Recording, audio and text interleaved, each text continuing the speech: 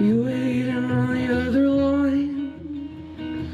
Do you still see me somewhere in your future? Are you still friends with all of your exes? See, I got you floating too far in the deep end. You still want me here in 10 years? Call me up. From LA, New York, or Ohio State. They have the best faces in the business. So you say, so you say. And there's a ladder on the other side of the basement. Keep drunkenly climbing up. You want to see what's on the other side. There's nothing but rows and rows of houses. See, since Annie left, I haven't spent a fucking night alone. You still want me here in 10 years? Call me up. From LA, New York, or Ohio State. They have the best faces in the business.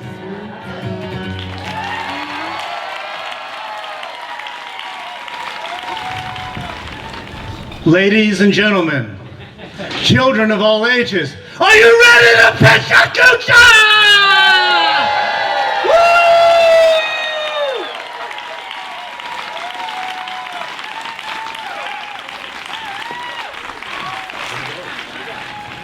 This evening I'm going to talk about 4 buildings and the architects who designed them.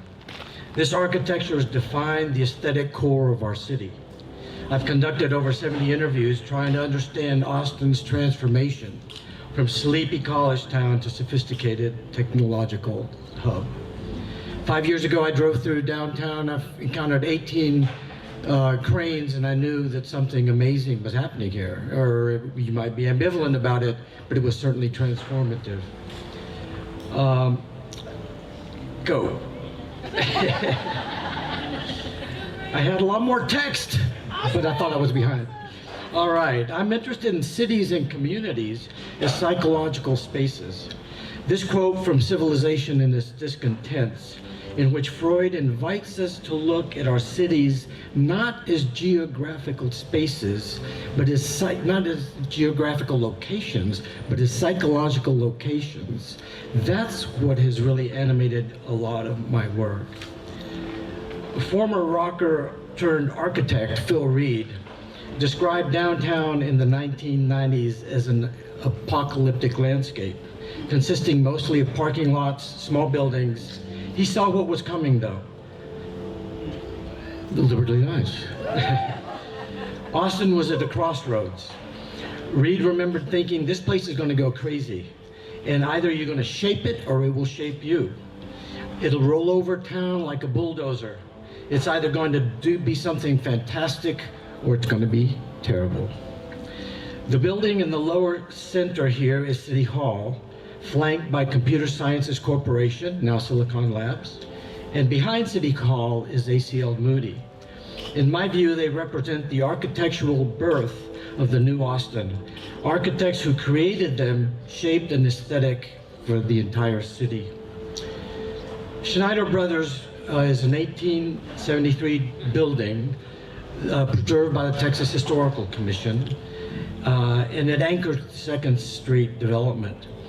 The building was constructed out of Austin common brick with clay quarried and fired in Zilker Park near the footbridge under Mopac.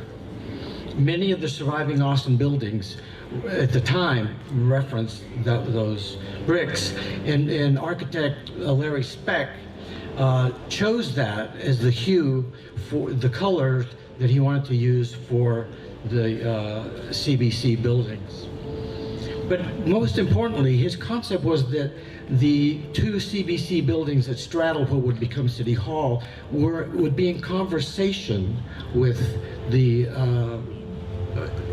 historical building that I referenced.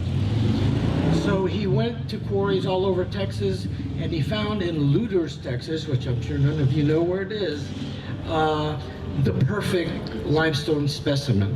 1 foot thick, sedimented between layers of soil, and the limestone absorbed those colors and gave us this unique hue.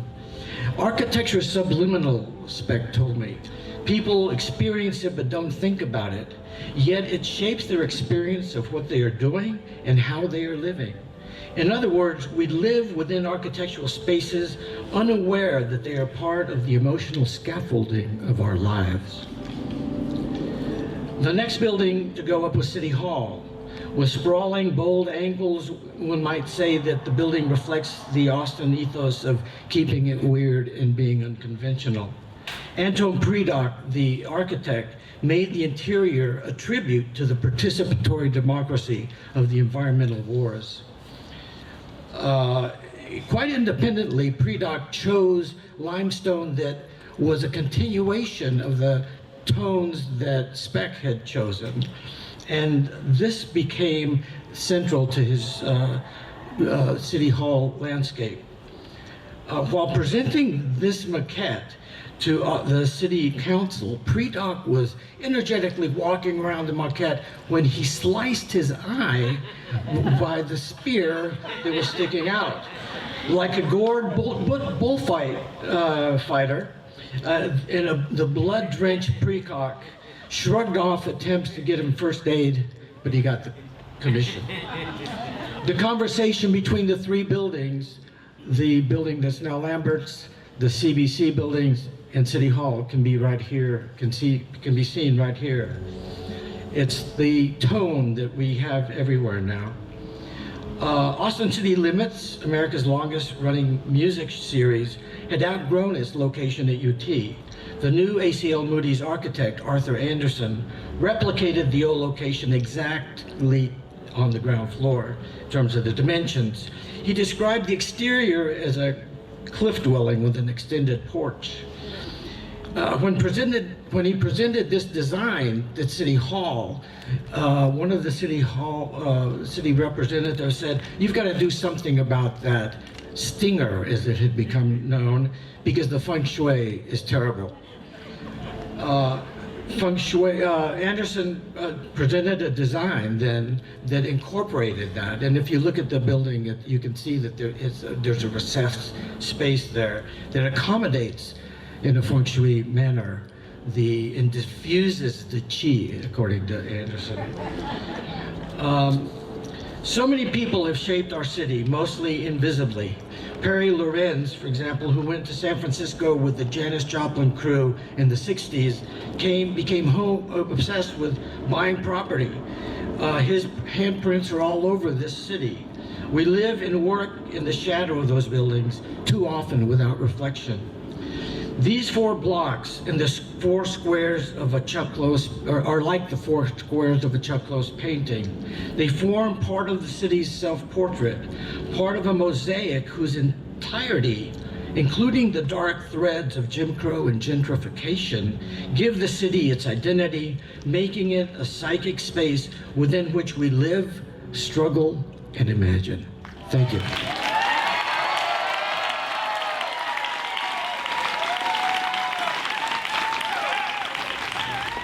Hello, everyone. Hello. My name is Travis Smith. I'm a letterpress printer, and I work on the creative team at Alamo Drafthouse here in Austin. That's a photo of me in the Baker Press Room, which is a 1940s school cafeteria kitchen that's been converted into a letterpress print shop. When I say I print letterpress, a lot of people probably get this image in their head, which isn't too far off. I did learn how to print on a press, much like that 12-year-old child in the corner is using. But letterpress today uses a lot of old technology coupled with modern techniques, modern equipment to produce something beautiful. Letterpress is a form of relief printing and is one of the oldest forms of commercial printing on Earth. You have a raised surface, which takes a thin coat of ink. The rest of your design is etched into the negative space, and that's all locked up onto a press, printed on an old clunky printing press, which is what I love about letterpress. It's machines and it's graphic cards. In the 1600s through the 1800s, broadside posters were printed on presses much like this. Broadside posters were disposable. They were using movable type and cheap paper, and they were used to display, governmental notices and decrees. They were never meant to last long. When the movie industry came around, they used broadsides to advertise films, but most people, to find information about movies, would go to their local newspaper to find out what was playing that week. And so these beautiful full-color posters had to be reproduced in black and white and scaled down to fit onto a newspaper column. Through the 30s, newspaper movie ads had become standardized and will continue that way for the next 50 years. Through a network of artists, ad agencies, and studios, electrotypers, and printers, the Hollywood movie advertising machine chugged along, utilizing bold, one-color graphic design choices as studios vied for audience's attention. In 2019, I was introduced to PechaKucha veteran Tim League, who, along with his wife Carrie, founded the Alamo Drafthouse. And when we met, Tim had bought a large collection of these original movie advertising blocks, or as we call it, the collection, which has been featured on Antiques Roadshow and was even called the motherlode of movie memorabilia by Oprah. The collection spans over 50 years. It's comprised of nearly 60,000 individual blocks in various sizes. These were originally produced by a company in Omaha called KB Typesetting, who would send the printed proofs to the studio for their approval, and once approved, send the final art off to the newspaper production plant. As with most things letterpress, KB Typesetting fell victim to faster, cheaper printing methods in the mid-'80s and closed their doors, but the 60,000 piece collection still remained. And after spending nearly 15 years in the basement of an antique shop, an ambitious couple who wanted to share it with the world bought it, but the sheer amount was too much. And it probably goes without saying that Tim is an absolute bona fide film freak, and after seeing a documentary by Adam Rothman at South by Southwest in 2017, shown here, Tim began a mission to find the collection, and in the summer of 2019 led a crew to Omaha to retrieve it and bring it back down to Texas. What's crazy is that this collection shouldn't exist. Most of these blocks would have been either trashed or recycled after they'd been used. They were a one-time use kind of thing. Maybe it was a business choice in case they needed to be used again, but for some reason somebody held on to these, and I'd like to think that it's just because they knew they were so special and beautiful. And so here's how we're going to share it with the rest of the world. We're introducing the Press Room Bar. The first one is in Manhattan, so you'll be able to actually visit this collection, go check it out, have a pint of beer, and immerse yourself in cinematic and graphics art history. In an effort to build awareness about the collection, we started with a line of posters curated by some really rad folks. This poster here was curated by RZA from the Wu-Tang Clan. The posters were printed in-house, sent to RZA for him to edition, and then distributed through our sister company Mondo. And as a Wu-Tang fan, this was some bucket list kind of shit. Another super fun project was this poster, curated by Alex Winter, who played Bill in the Bill and Ted franchise. These titles were based on monster and B movies that influenced the work of Frank Zappa, who was the subject of a recent documentary that Alex had made. We're able to share the collection in other ways, such as creating a sweet line of merchandise. Here you see a two-sided puzzle that utilizes the printed image of the blocks on one side and a photo composition of the actual blocks in reverse. So trying to solve a puzzle with all the typography backwards adds some challenges to even the most seasoned dissectologist, which is a puzzle person. For the last year and a half, we've worked tirelessly to build the Press Room Bar in the bustling financial district of downtown Manhattan. Working closely with our architect and other PechaKucha alum, Richard Weiss, we devised a way to coherently display the collection in such a way that anyone can enter the space and be completely enveloped in cinematic history. Guests can even curate their own custom cocktail by filling out a letterpress printed recipe card, and the bartender will keep that on file, and it can be pulled at a later visit. So you can impress your friends by telling them you have a drink named after you, which they can order by name, which is kind of a big flex. The walls of the bar are adorned in trays displaying the blocks and its matching print for reference. Along the way, we have these beautiful infographics that explain everything, designed by our designer, Chris Gilheimer, that'll guide guests through the mesmerizing processes of true old school graphic design, from art conception all the way to press. The collection is kept alive today in our space. by our team of skilled printmakers who routinely run the original Vandercook proof presses. And there are even opportunities for guests to come in and pull prints during special events, during screenings. And as of this past Saturday, I'm happy to say we are officially open for business. So,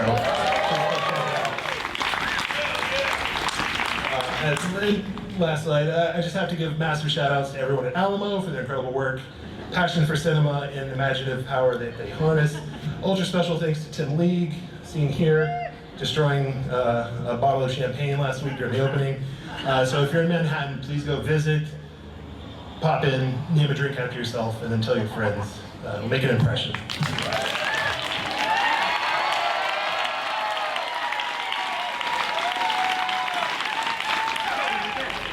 In the first grade, our teacher in Liberty, Texas said, draw Santa Claus to the whole class. So I took some creative licenses and I drew Santa, but I put in the tree and the gifts and a cute little elf peeking around the other tree. And after all this, they put these things on the wall and everyone said, hey, that gay Warren kid can draw. So that was a pretty good start in the first grade to find out that maybe I can draw. So things went on in Little Liberty, Texas. I took painting classes, I took art classes, and I won some awards, and I even did this oil painting. Can you believe it's almost a rip-off? But anyway, it was obligatory bluebonnets. Went off to the University of Texas, dusted off the Liberty shoes, and off I go to major in art at the University of Texas. And not just art, but a Bachelor of Fine Arts in studio art. And that's a tough one. It's 9 hours of work in the studio for 3 hours of credit. So you start off by drawing anatomy, almost like the Renaissance days, where you have to, draw these things before they even let you loose with the naked models. You got to draw the insides first. And so I did that. I learned how to draw everything. And at the end of it, I ended up graduating with high honors, and I was able to draw. And all the professor says, hey, she can draw. So what do you do as an art major if you can draw? Well, back then, you went in the ad business. I couldn't make a living as an artist, so I could draw, and I would draw comps. We did all this by hand. And I worked at the Richards Group, and I was the second female ever hired there in the creative department way back in the day. But we used our hand skills to draw, so that's how I got in the ad business. Well, you heard a little bit about me. I ended up growing T3 to the largest woman-owned advertising agency in the country, and right here from Austin, Texas. And I, was a regular on Bloomberg. I was an expert talking about business and doing all these things. And, it all started out, though, because somewhere I could draw. And a few years ago, I thought, I wonder if I've lost my hand skills. So I drew my dog, Henry, because years of, being a mom and raising kids and running a company and volunteering, I just didn't do my art at all for years. So I did the little drawing of Henry, and it gave me confidence that, you know what? Maybe I should go back and do a little art. So I went out to the open fields at our ranch, and I started looking up at the sky, and I saw beautiful, beautiful sunsets and skyscapes and landscapes. And I started painting outside, plein air painter. And it was literally sometimes scorching, hot. I put on my rattlesnake boots. I mean, it was dangerous, but I was out there painting every time I could. So you can see here I am in the middle of the field, but just painting my heart out. And I loved every minute of it. It was hard work, though.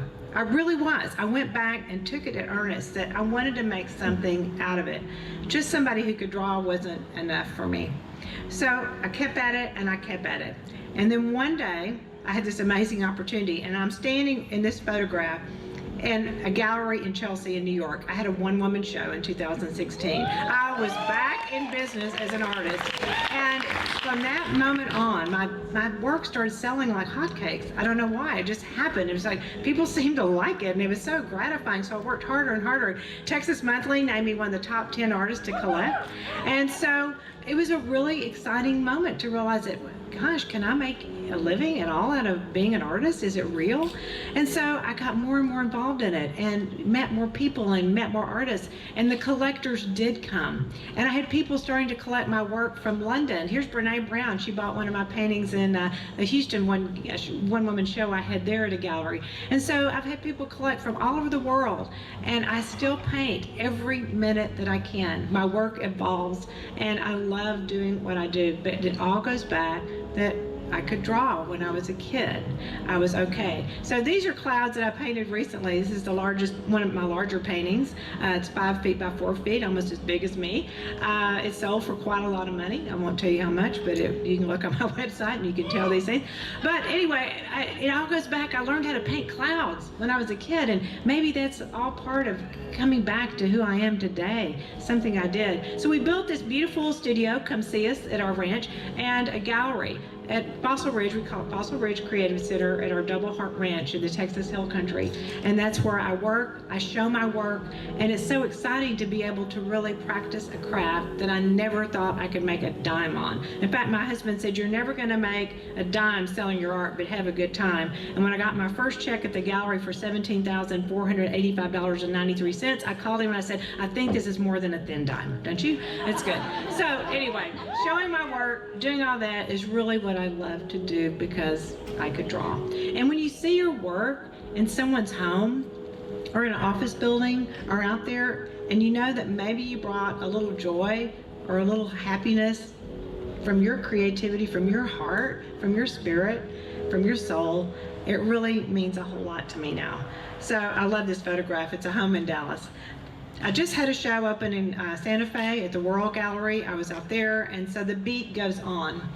And I've learned that women are underrepresented in galleries, and women don't make as much money as fine artists as men do. So I'm out to kind of prove the thing like I did at T3 that, yeah, a woman can do this. And so it's my passion now. And here I am in my beautiful studio, and just, you know, I have the joy of being able to paint in such a place that I'm surrounded with the big outdoors. You can see the huge skies out there, and I can drag my easel out onto the deck and paint from life what I see. And that's what it's really all about, from what I see from the ranch. But there are no eureka moments, and this is where it comes back to you. We don't just discover something overnight. Innovation doesn't happen like that. It all happens from something called, what I say, the adjacent possible, if you've heard of it. It's just like, no one just created a printing press one day. It came from the wine press. All these things that we do in our life, we were probably good at as a child. Go back as you think of, what are your superpowers? What are you really good at? What turns you on? What did someone as a child say, hey, Jack, you're really good at that? And you pursue those things. And if you really work hard, and you really work hard at it, every one of us can understand the true superpowers that we have. So go kick ass and be the superhero you were always meant to be. Thank you.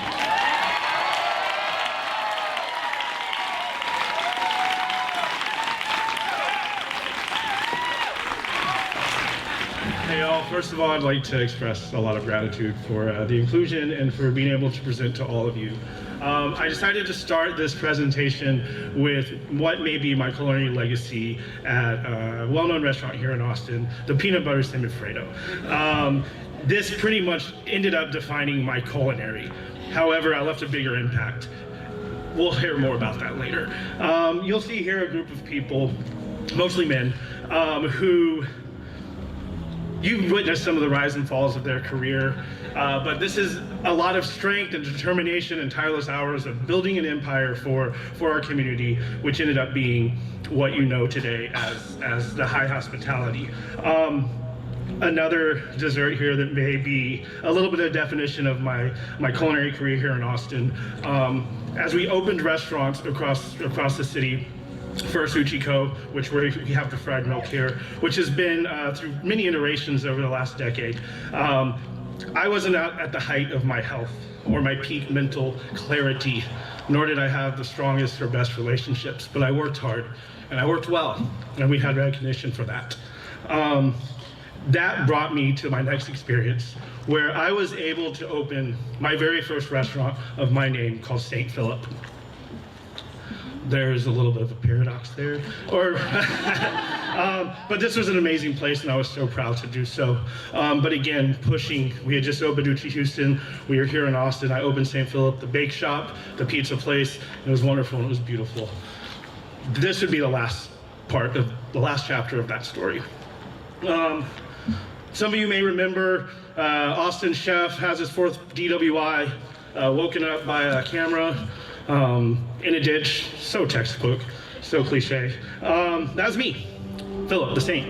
And St. Philip's actually the patron saint of bakers. That was a point in my life where I knew I needed to change. We mentioned the restaurant Bon Ami.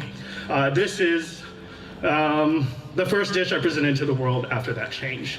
That change took a lot of determination, and what I am doing here is showing you or telling you about the shift in the hospitality community that I see as told by my story. The connections came back, the health was a focus.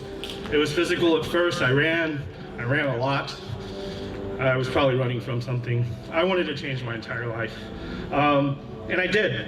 Then we started doing some service. My business partner and I, William Ball, we opened up a business called My Name is Joe, and it was a coffee place that was served as a halfway, sort of a halfway employment, where we understood the needs of people and the delicate balance needed to work in the industry when coming out of a rehab center, because he and I had both done that. That led us to build Comedor, which is, speaking of architecture, one of the most beautiful pieces of architecture in downtown Austin, I believe.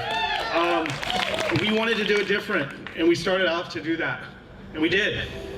If you would have told me in 2014 that I'd be on the cover of a fitness magazine, I probably would have laughed in your face and kicked you in the shins. Probably would have been drunk too. But we wanted to make a shift, make a change in our local community here. We still make food. So I just wanted to remind everyone that food is still a thing, pastries are still a thing, Comedor is still a delicious restaurant. But we're still trying to shift or trying to balance. And you know what, it's not always the best, and it doesn't always work. But when you show up day in and day out to make that change and to make that shift, you have a collection of other people in your community, other people in the hospitality world who come and they show up and they too want to make a change. We began the Comedor Run Club, which is as exciting to me as any piece of food that I've ever made, to see chefs here from all over the city come 3 days a week and run 5K so that they can have a connection over something different. Through the Run Club, I have some recognition in the space of sobriety. I was able to be offered the Austin Chair for Bench Friends, which is it's a group of people across the country who connect over wanting to get sober in the restaurant industry, which you may have heard is hard. Everything's hard, y'all, I get that. We connect to the farm, we take chefs, and the Run Club, this is our Run Club. My partner and I at Urban American Farmer created an event that happened right here at Distribution Hall, where we grew a bunch of vegetables to cook here with chefs from all over the state. It was amazing. It was a great event, and we continued to remain relevant, even doing it differently, right? We still have the accolades. Thank you, Texas Monthly. Thank you, Ms. Sharp. I saw you in here earlier. Thank you, Mackenzie, for the beautiful photo. But we are also getting recognition in the New York Times for health and wellness, for doing something different, for turning our restaurant into a yoga studio every Thursday at 10 a.m., which you're all welcome to come join us anytime you like. We had to stop with the pandemic, but we're back. And these are other chefs and other restaurant professionals, some of them from Comedor, some of them from other spaces. It's everyone is welcome. And then we continue to get recognition. And Texas Monthly didn't just write about the food, they wrote about sprinting towards better health for the restaurant industry. And the pride I had for this recognition, I have 4 James Speer nominations, but I also have articles in Runner's World talking about how we could do something during COVID to keep the connection and depression away. Speaking of COVID, during COVID, we started a business called Assembly, where we fought to keep connection across the country through virtual events with food that comes out of the ground from Central Texas that you can experience all over the country, led a virtual event. That's a really silly picture of me, y'all. And we continued to build the community, and we continued to grow who was in that community. And we had crossover with the wellness and the fitness community, and we had people come and run and do these large events and kept this connection through the pandemic. Even if we had to wear masks, we still ran.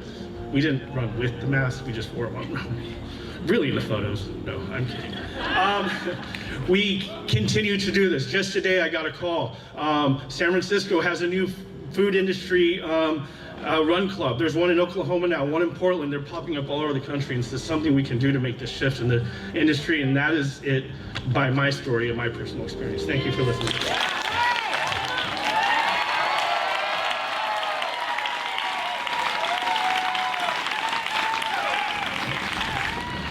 What's up?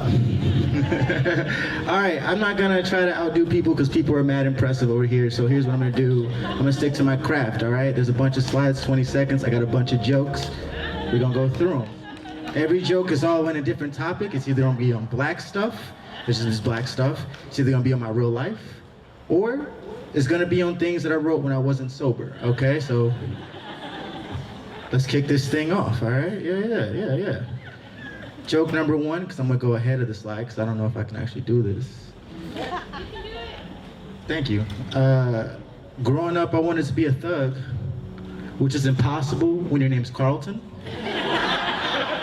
There you are right there, you see that? All right, joke number two, here we go. Joke number two is gonna be black stuff. For me, the party is over when frat boys start freestyle rapping, or something's been stolen, and I'm the only black guy there. Black stuff. All right, unsober thoughts, here we go. I find it crazy that people want to arm teachers as if substitutes aren't looking for revenge. Wow, I'm moving ahead of this thing. I'm gonna take a fucking break. How y'all doing? Y'all doing a good time? Y'all hey, I'm doing a good job? Oh shit, y'all clapping? Oh, I love that. I love to see it. Ooh. You got the wave. I do? Yeah. Thank you. We're having conversations up here. I'm supposed to be presenting. I don't know what's going on, you know. All right, going back to black stuff after I take this break here, because I need a break. If I call you king, it's either because you're black or I don't know your name. Either way, keep doing your thing, king. I didn't really like that one either, I'm gonna be real, but you know, volume, not really, you know. They all can't be winners. Real life one's gonna be right after this one. All right. One time when I was at my grandma's home cleaning her house for side money, I found a gun underneath one of her wigs, right? That was the first time I realized that's not her real hair. Pretty good at this, right? There you go. Real life right there. You know? All right, here we go. Oh, okay. Next one's unsober thoughts. Remember, I wasn't sober when I wrote this, so please don't judge me. They say that nice guys finish last, but to me, I think they finish in their hands. That's an ejaculation joke right there, you know, just for those who didn't know, all right? Yeah, it's how I don't know, it's 8 o'clock on a Thursday night, I don't know. I mean, you guys are like adults. I thought we could just laugh about ejaculation. I was wrong, you know, my bad, you know, goddamn. It's only gonna get worse. Oh, right back to it. Black stuff. I don't mean to slut shame, but I think sexual asphyxiation is odd, because as a black guy, I don't find anything sexual about a noose. Yeah, I go dark, here we go. I stay dark. All right, real life stuff right here we go. At 14, I was in a gang, I was having sex, and I was going hard in the Boy Scouts, right? That means I wanted to fuck bitches, get money, save the rainforest. That's real life. All right, unsober thoughts, here we go. I tell myself all the time I'm not going back to being broke, which is why I'm currently ignoring my check engine light.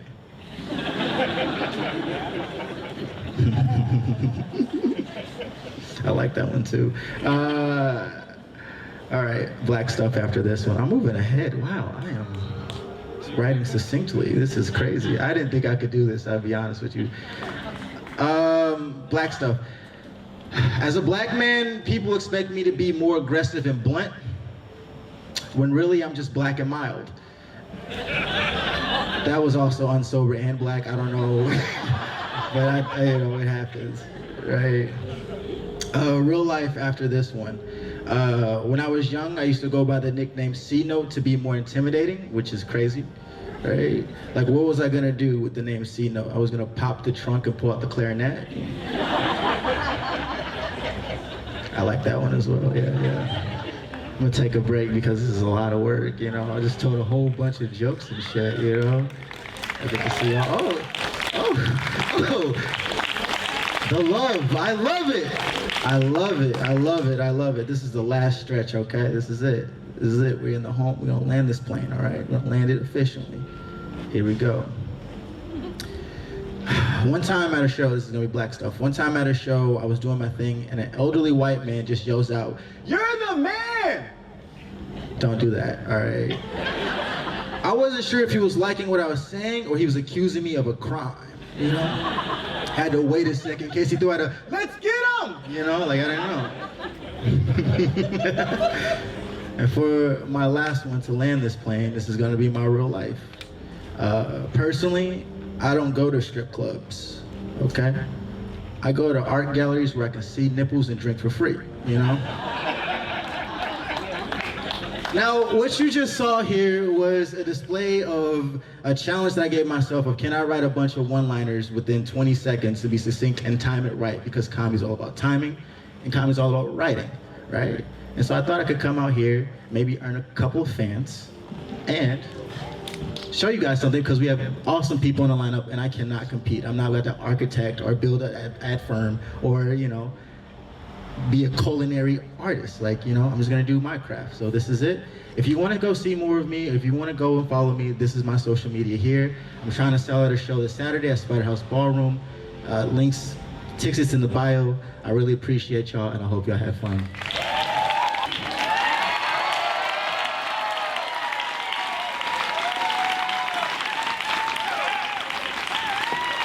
My name is not Joy, but if your name is Joy, I imagine weird things happen sometimes. Sometimes probably kind of annoying. When I see you, sometimes I'll sing. I've got that joy, joy, joy, joy down in my heart. Well, sometimes my friend Matt Riley doesn't sing and he just signs. He goes, Joyful, joyful, no, that is my friend Jack Wilcoxson. He's 91 years old now, and for 40 years he's been singing to me. That's all I know. Yeah, that's all he knows. But you know what? When your name is Joy, people just sing to you. So today we're going to talk about when your name is Joy.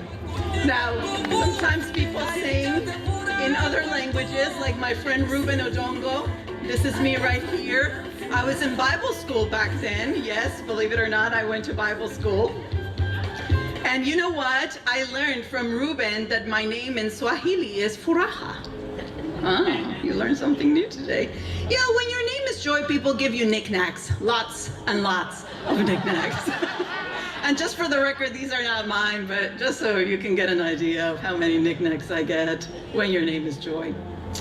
Now, you're probably wondering why my name is Joy, and that's because my father was an American man who spoke only English, and my mom spoke only Spanish, and so, you know, don't they look cute?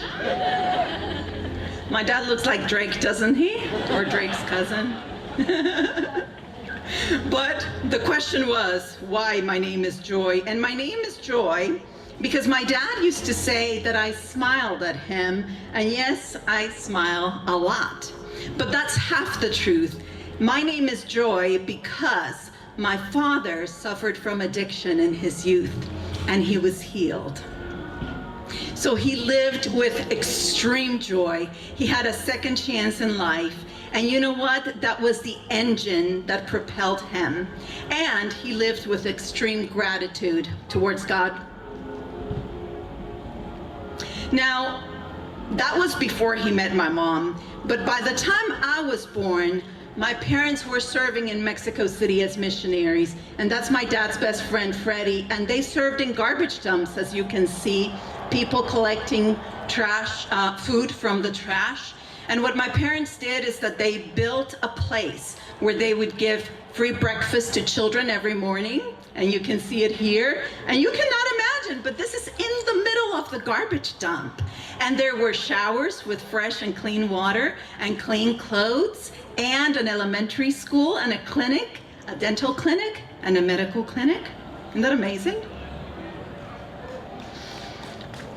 You don't have to clap, it's true. Now, my parents were so in love with education. They saw it as a force that changes lives, that they built schools in different places in Mexico.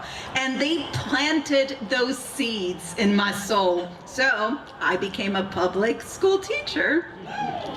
But this is me in the 6th grade, and as you can tell here, I am not smiling anymore.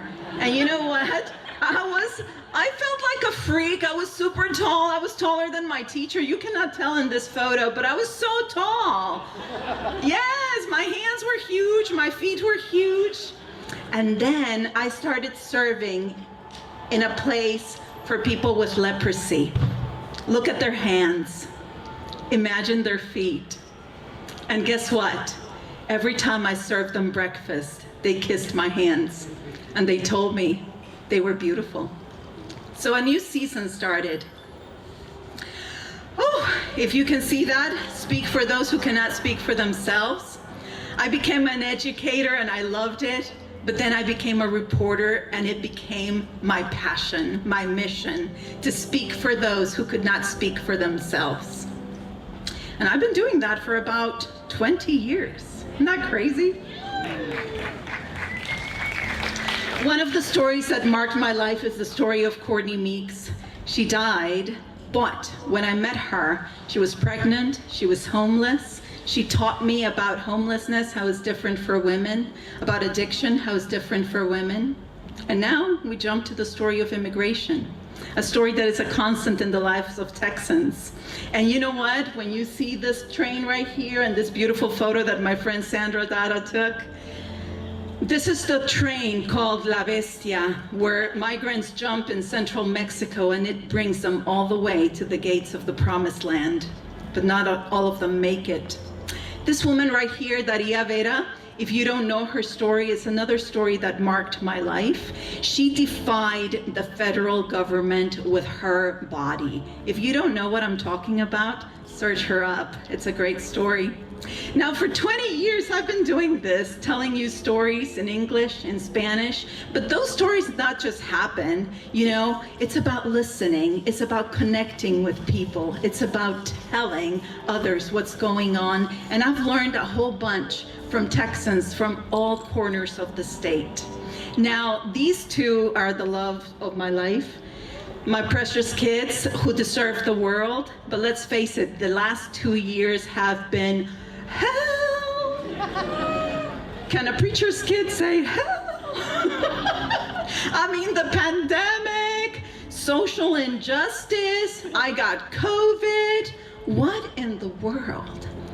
During those days of COVID, my son got COVID too, but during those days of COVID with the muscle aches and the panic of not being able to breathe, I decided that my life needed a change. And I thought, if I live, I want to live a life of service. Look at this photo and tell me what it tells you. To me, this photo is telling those in power in Texas that they have forgotten that they were hired to be public servants. My name is Joy, and I believe what Texas needs is joy.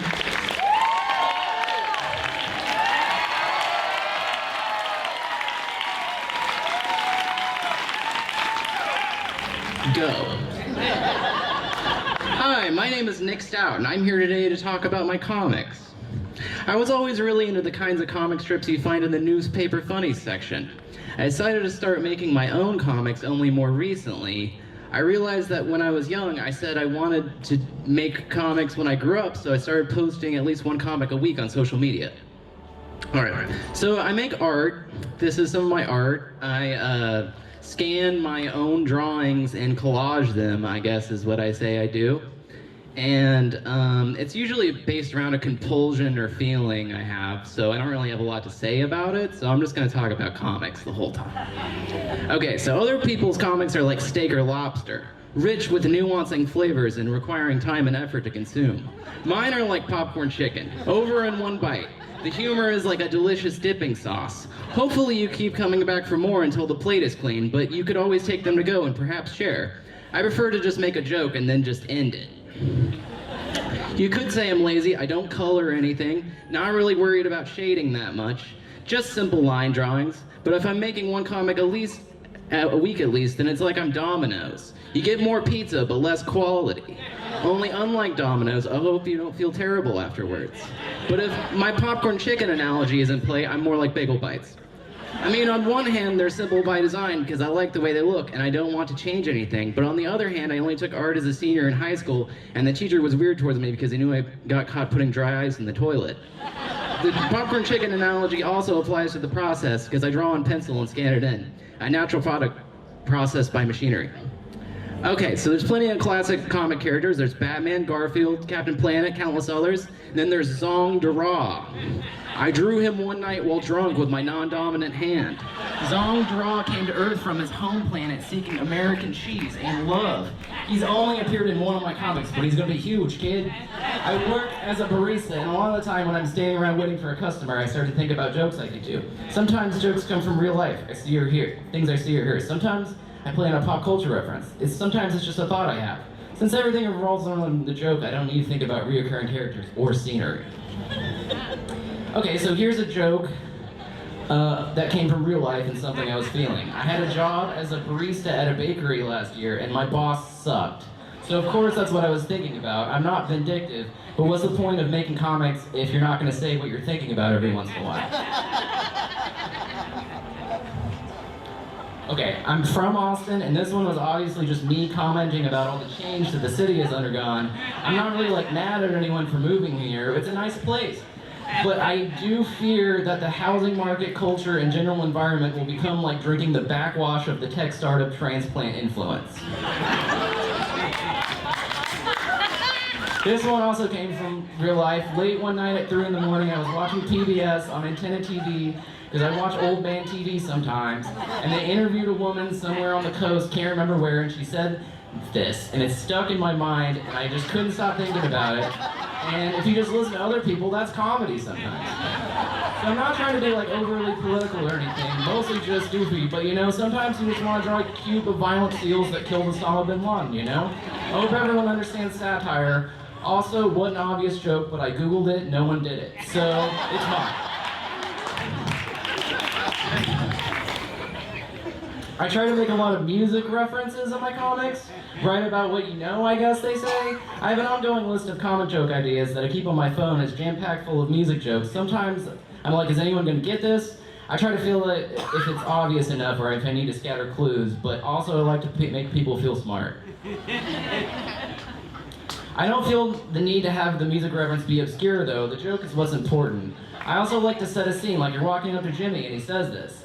Also, admittedly, after I made this comic, I thought about how he doesn't need to stay next to anyone's fire. He made his own at the Monterey Pop Festival when he lit his guitar on fire. Okay, another pop culture topic I like to explore is like nerd video game stuff.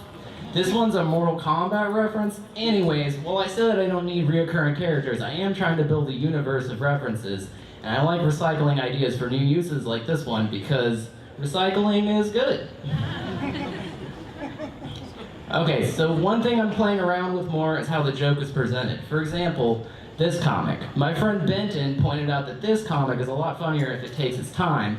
It wouldn't be as good if the joke happened too soon. Sometimes it's good to create suspense and then just have the payoff be really dumb. Okay, another thing I'm messing around with is the order of the panels. I made this one originally as the slide with Darth Vader being and Luke being first, but my partner Lindsay pointed out it's funnier the other way because you're like, what's going on? Also, I'm not sure if I came up with this joke or if it was one of my friends from high school, but it's laid dormant for more than a decade, so I'm claiming it. Sometimes I cheat a little bit by just telling you what the reference is beforehand. I don't trust my readers to know, not because of their intelligence, but because I don't trust the reference to land from visuals only. Like for this one, everyone would be like, who is that? Is it Sean Connery? Is old Cat Stevens just looks like a random old man if you draw him. A lot of the time I just make dad jokes. Like, I feel like I'm like Fozzie Bear or something. But with all these comics, I pretty much just found a way to channel all the stupid things I say into a medium. And I tell myself the visual context adds something, like it's advanced artistic stupidity. I'll admit I'm overambitious yet lazy.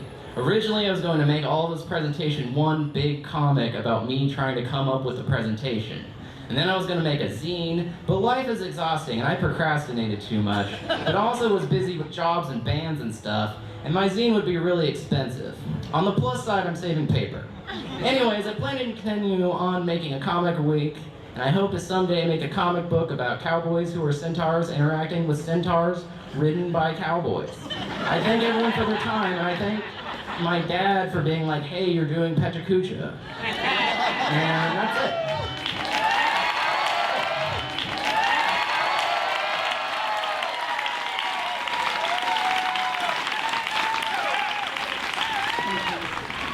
Okay, so at the beginning of the pandemic, when we were all sheltering in place, I quarantined with my immediate family, but I was immediately, grateful. I became so aware and grateful of the essential workers, and especially the women essential workers that were helping to keep our community safe and moving forward. And I was trying to find ways to honor them through portraiture. And so I started photographing essential women workers outside their places of business, and then wanted to share it. So I submitted it to the City of Austin Arts Responders Grant and ended up getting the grant. And working with my representative from the Doherty Arts Center, we were trying to figure out a way to make this a public, community-sourced project. So we put out a Google form. You could nominate the essential women workers in your life. You'd send a photograph, tell us a little bit about the person in your life that you want to nominate, and about what they do for a living. And we ended up getting over 100 nominations from all around the city, people doing all different kinds of jobs. And we chose 14 people to make formal portraits of, but all of the nominees we put on the Essentials ATX Instagram account. And it became this awesome community for people to spread the love and show support for essential women workers in Austin. It was an awesome byproduct of the project. Okay, so we needed to find a way to take these portraits, where to do it. I realized my screen-in porch would be a nice al fresco way of taking portraits. So yeah, we did a white backdrop studio in my screen-in porch, which was awesome. I'm glad to know I can do that. So the final print is, we printed it Miller Blueprint on 20-pound bond, and each one of those rectangles is a 3x4 foot rectangle or a print. Then we would puzzle piece them all together to make large-scale wheat-pasted portraits. And I'd use a little scalpel to cut around the edges to have like really defined edges. And these are my tools. The wallpaper paste, we've got a scalpel there. That broom, the janitor's broom, is like a long-handled paintbrush, and it's always good to start level, so we gotta have that level. And your map of how it's all gonna lay out. That is really important. Okay, this is our first one, and the tallest one, 19 feet tall. Alicia. She's gonna go up there where that paste is. It's the last piece that we had to put on for our first wheat-pasted portrait. Portrait is what that said. And this is the AFL-CIO building. These are two members of unions. That's Ariel, who's the school teacher at Go Valley Elementary School, art teacher, and Marilyn, who is a bus driver for Capital Metro. She drives people using wheelchairs. And here's the time lapse of us putting up Selena Shea, who is the president of the EMS Association and an ICU nurse. So she has been in the thick of this whole thing. And what I love about this is that from her vantage point, she looks directly into the governor's mansion.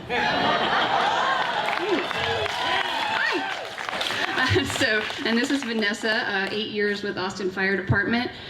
She is on a building that Perry Lorenz donated to us for the project. And a little further down, we've got Kiana on Navasota Street. That's East 6th and Navasota. A little further down, Kiana's there. She's a healthcare worker with Community Health. And here we are putting up Kiana on the side of the building.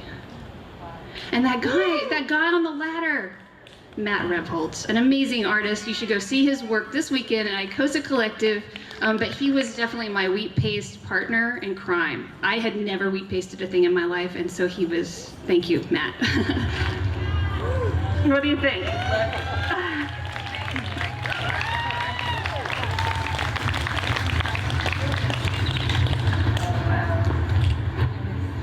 Honor actually doing something that I actually love to do, and it's being put out there. And this is Joanne, who's a letter carrier for 24 years in Austin. She was up at Cuvée, and then we had Urmila, who's the charge nurse at Texas State Jail, and she was at the Linden. And this reminds me, I need 2 more walls, you guys. If anyone knows of walls, I have 2 more portraits. I really need to put them up. Oh, and if ever you thought that this pandemic was not real, talk to Michelle. She is an embalmer in Central Texas, and she will tell you how busy she has been for the last year and a half.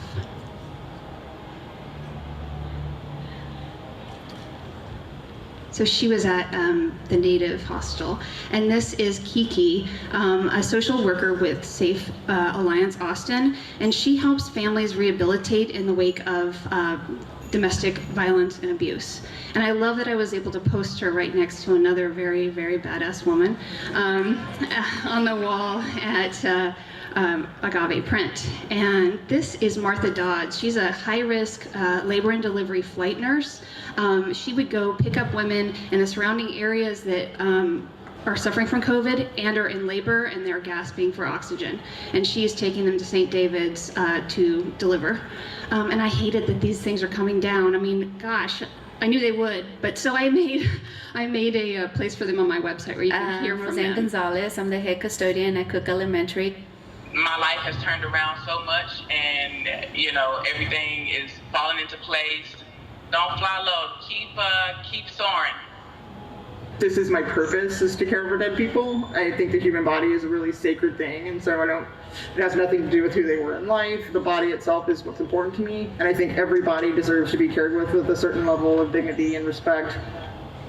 So I would like to thank Luke at Perfecto Creative for helping me with this website, and thank the wall donors, thank the GoFundMe donors, City of Austin, and the participants who represent thousands of essential women workers.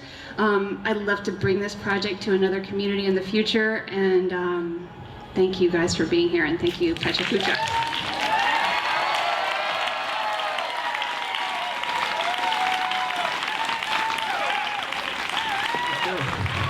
So I'm going to be showing you photos that I wouldn't show anyone tonight because obvious reasons. This is me playing the Austin Music Awards when I was 6 years old in front of 2,000 people. It was my first show ever. Following that, I did one other show, opening for Dan Zanes. And then, of course, I quit and I retired. From there, I went on to study architecture and sustainability. And then this woman here, Margaret Moser, asked me to start writing a column for the Austin Chronicle. And I did that for about 8 years. And it was a phenomenal experience. I got to meet so many amazing musicians. And at the same time, I was also started playing music again. This was around when I was 12 or 13. And this is Marlon Sexton, son of Charlie Sexton. We were kind of tight-knit to the point where we were inseparable for years and years. And we started playing together. We did so many shows, kind of culminating in this, which was at Moody, and it was for Alejandro Escovedo's Sounds of Austin show. Again, in front of like 2,000 people, which is, I don't have stage fright anymore because I just was ruined from a very young age. But we had a lot of really amazing opportunities from a very young age, and I feel really lucky to have been able to do that. The rest of the presentation, though, I want to divide into kind of 2 eras of what my music career is. And the first is this Foreign Fields and Jake's era, which was the first 2 real records I put out. One was more of a kind of everything I first wrote, all the heartbreak stuff, there's random stuff, and then I put out Jake's, which was really my love letter to Austin and growing up in Austin. I was born and raised here. This is George Reef, who many of you may know, who passed away in, I think, 2016. Him and a really close family friend of ours, Stephen Bruton, both passed away They were both like uncles to me.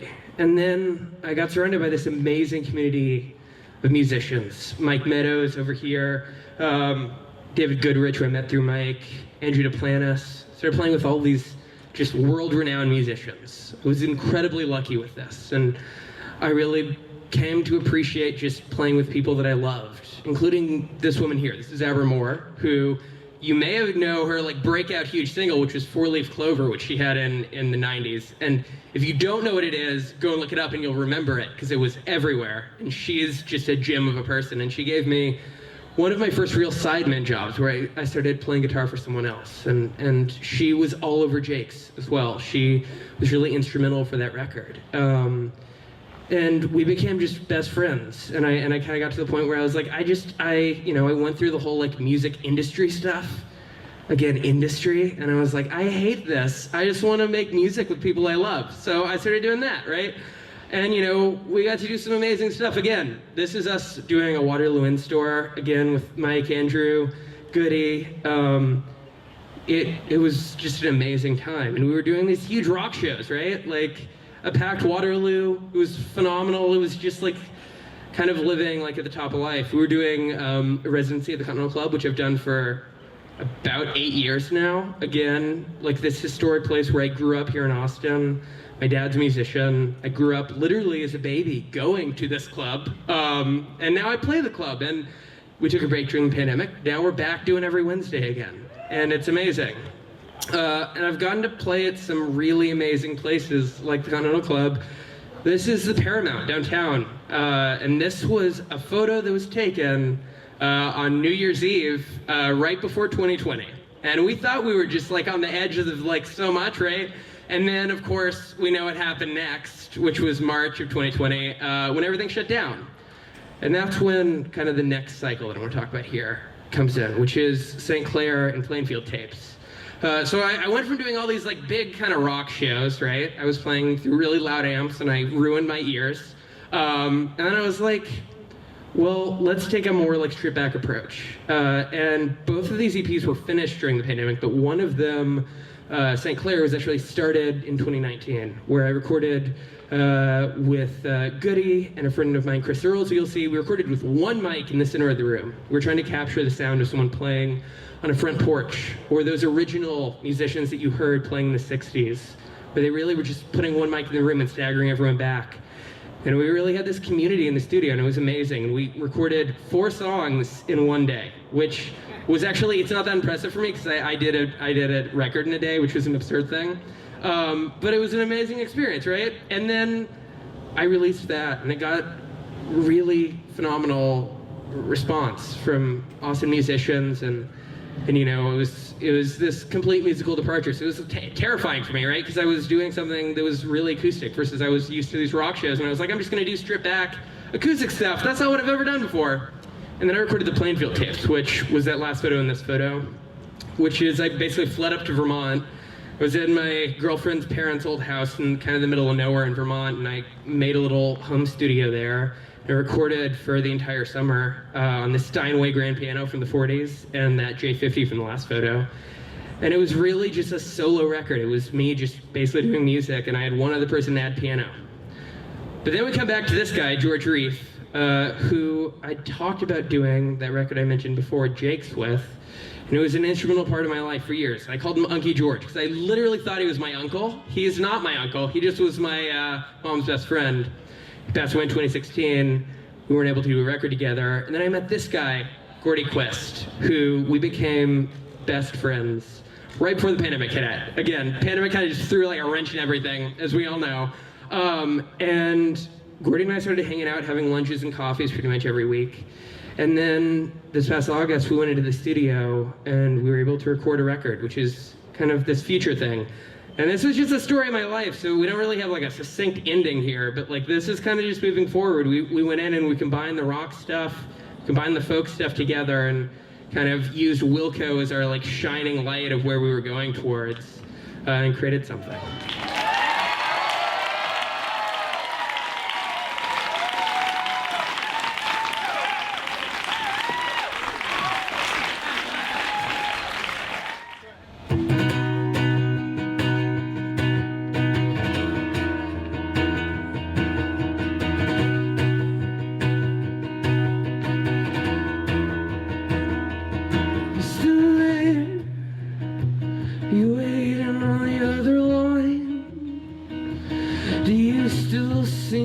somewhere in your future?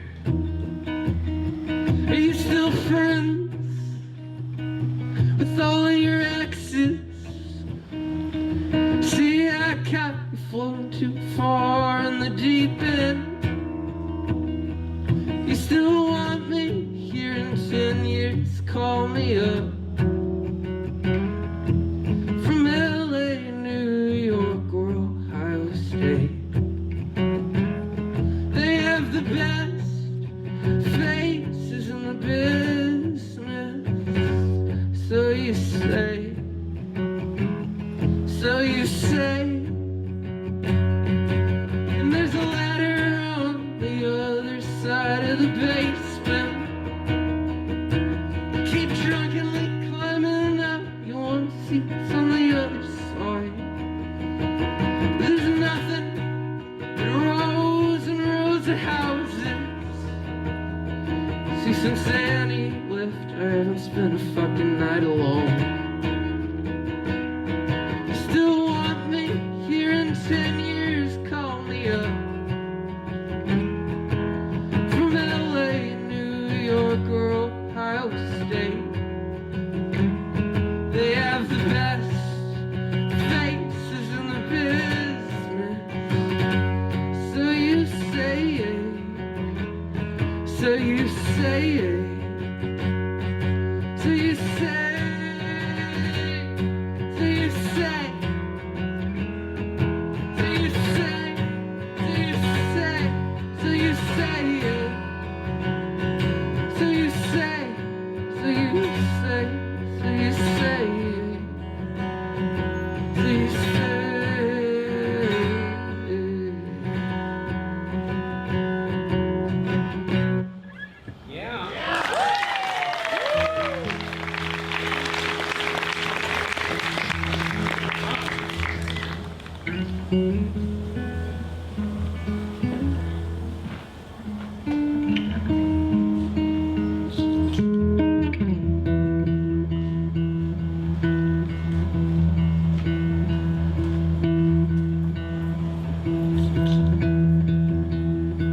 Do you still think that you could change my mind?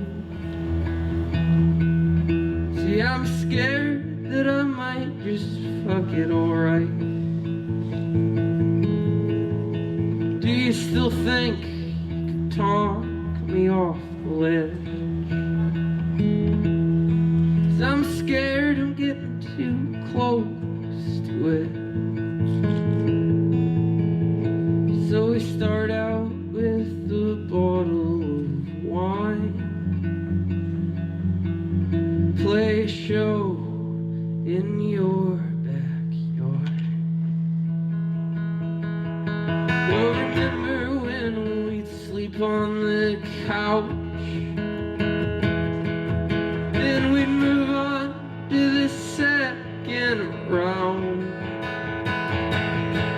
talking bottles of Jameson.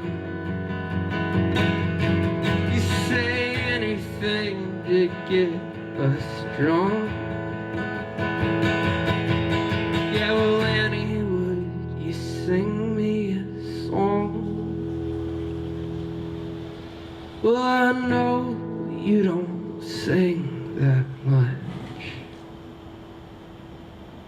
but I love to hear you scream and shout. Really anything to work this out. We could move to Philadelphia. Heard it's still cheap enough to get you off. We could smoke like when we were kids, so long as we remember that we're not kids. We're not drinking 12 packs at 4 a.m. These days the crossword is my best friend.